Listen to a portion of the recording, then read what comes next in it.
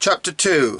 The learned men of today have decided that religion is not necessary and that it will be replaced by science, or already has been. Yet it remains the case that today, just as before, not a single human society or rational being has lived or can live without religion. I say rational person because an irrational one may live without religion just as an animal does. A rational being could not live without religion because it is only this that gives him the essential guidance as to what to do first and what follows. Precisely because religion is inherent to his nature, the rational man cannot live without it. Every animal is guided in its behaviour by consideration of the immediate results of his actions, other than that to which he is impelled by the straightforward need of satisfying his desires.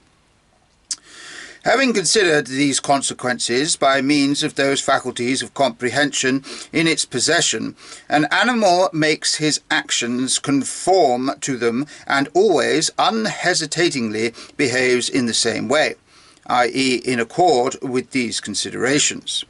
Thus, for example, a bee flies after honey and brings it back to its hive, because in winter it must have a supply of food for itself and for its young.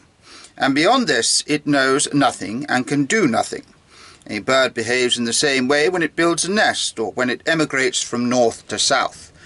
All animals act in this way when they do something that does not result from direct, immediate need, but are stimulated by considerations of anticipated consequences. But this is not so with men. The difference between man and the animals is that an animal's cognitive faculties are restricted to what we call instinct, while man's basic cognitive faculty is his reason. The bee gathering his food can have no doubt as to whether or not he is doing something that is good or bad. But a man reaping the harvest or gathering fruit cannot help wondering whether he is undermining the growth of future crops, or whether he is depriving his neighbours of food. Nor can he help thinking about what will happen to the children he is feeding, and much else besides. The more important questions of conduct in life cannot be conclusively resolved by a rational person precisely because there is an abundance of consequences of which he is inevitably aware. A rational man, even if he does not know, then feels that in the more important questions of life he cannot be guided by personal impulses, nor by a consideration of the immediate consequences of his actions. He can see that they are too diverse and often contradictory, as for instance those that are just as likely to be harmful as to be beneficial to himself and others. There is a legend about an angel who came down to earth and entered a God-fearing family where he murdered a child in its cradle.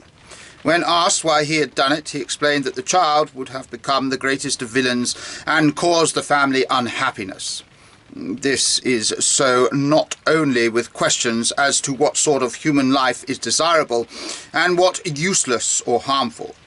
None of the important questions in life can be resolved by a rational person through considerations of the immediate results and consequences. He cannot be satisfied by the same things that guide an animal's behaviour. Man may regard himself as an animal living among animals by the day, or he may think of himself as a member of a family or society or a nation that lives for centuries.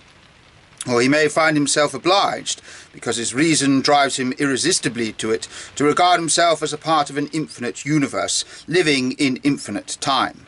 And therefore, in respect of the infinitely small phenomena of life that influence his behaviour, a rational person must do what in mathematics is called integration.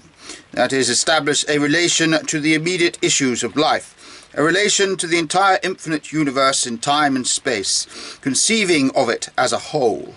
And the relationship established by man to that whole, of which he feels himself a part, and from which he draws guidance for his behaviour, is that which has been and is called religion.